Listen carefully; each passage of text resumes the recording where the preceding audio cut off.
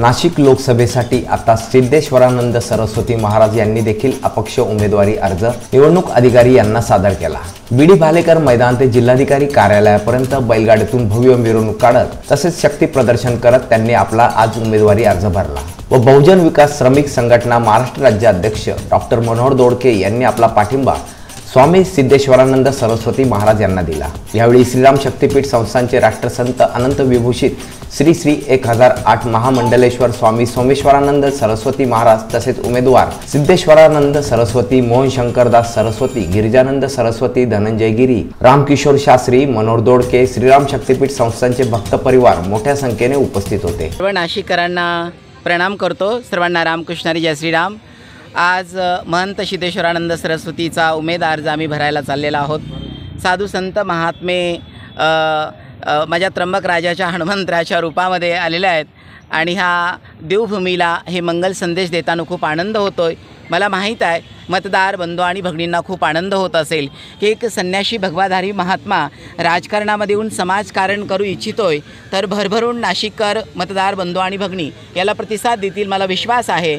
सर्व भगवाधारी महात्मे आज तळपत्या उन्हामध्ये उभे आहेत आणि एका संन्याशासाठी, एका नाशिककरांच्या सेवेसाठी हे सर्व महात्मे आलेले आहेत आणि खरोखर ज्यावेळेस आपण महात्म्यांचा आशीर्वाद घेऊन आपण मंगल काम करतात तर खरोखर तो मंगल आशीर्वाद आपल्याला प्राप्त होतो। आपण सर्व श्रद्धाळू आहात, आपण सर्व आध्यात्मिक आहात। मी माझ्या नाशिककर बंधू आणि भगिनींना एवढंच सांगतो की आज अर्ज तुमच्या सेवेसाठी भरत आहेत महंत, तर सिद्धेश्वराला भरभरून सर्वांनी मतदान करावं आणि भगवाधारीला सन्मानाने संसदेमध्ये पाठवावं असं माझे नाशिककरांना विनंती करतो। सर्वांना रामकृष्णारी जय श्रीराम।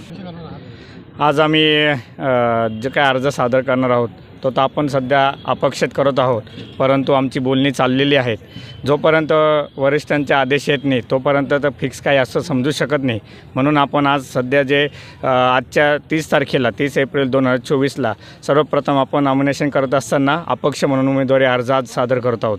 कोणासंग आपली बोलणी चालू आहे, कोणत्या पक्षाकडून आपण उमेदवारी? साहजिकच आपल्याला सर्वांना माहिती आहे की हिंदुत्वाचा मुद्दा म्हटला की BJPकडे बघण्याचा दृष्टिकोन असतो, तर नक्कीच आमचं BJPकडे बोलणं चालू आहे। कोणासंग आपलं बोलणं झालेलं आहे, काय तुम्हाला आश्वासन दिले? जे आमच्या साधक आहे जेणेकरून त्यांच्या माध्यमातून आम्ही त्यांच्यापर्यंत पोहोचून बोलणं चालू आहे आमचं। नक्कीच आपल्याला माहिती आहे की महाराष्ट्र ही साधू संतांची भूमी आहे आणि आपल्या देशाला संविधान आहे आणि संविधानाने आपल्याला प्रत्येकाला अधिकार दिला आहे की लोकशाहीमध्ये आपण आपलं मत मांडू शकतो आहे, आपण उमेदवारी करू शकतो आहे।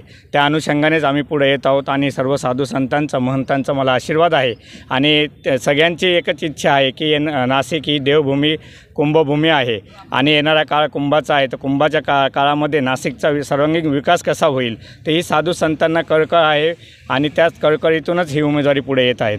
अमर सोळंके, मी नाशिककर न्यूज, नाशिक।